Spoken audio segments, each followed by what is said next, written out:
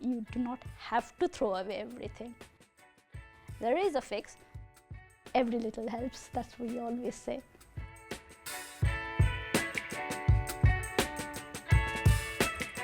My name is Ruma Jana. I'm the Waste Prevention and Recycling Team Leader from London Borough of Newham. I always believe anything in excess is bad. So that I have always followed throughout my life for whatever thing. My name's Michaela. I am Senior Project Manager for East London Waste Authority, and we have been running a series of repair cafes with the intention that we are trying to help everyone reduce waste. Due to the climate emergency, everybody has got the same target. So they had this resource and we were doing this. It's kind of just clubbed together. We started small. We started first initially as a launch in Stratford, and then we found there is a great need and residents were asking us, when is the next one? When is the next one? We have got textile repair. We have electricals, bikes, and then on top of that we try and add in other elements. So today we have a food waste workshop educating people on how we can reduce food waste. Today also with the cost of living, this fast fashion. Yeah, last season I wore it, I don't want to wear it again. What do? Yes, you can give it to the charity, you can donate it, or somebody else can wear it. But there is also another element where it's upcycling.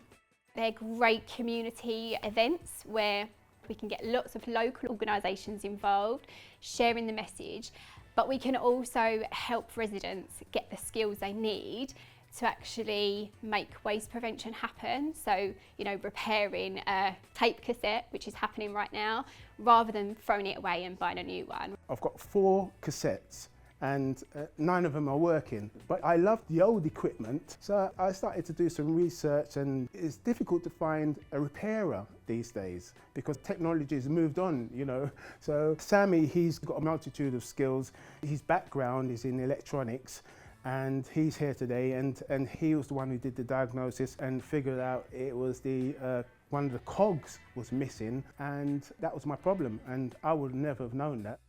They're learning to fix their gadgets. I think this is also a little skill. Yeah, I wanted to bring my little one, but today I couldn't bring him. I want to get things fixed, but I actually want to learn to repair these items myself.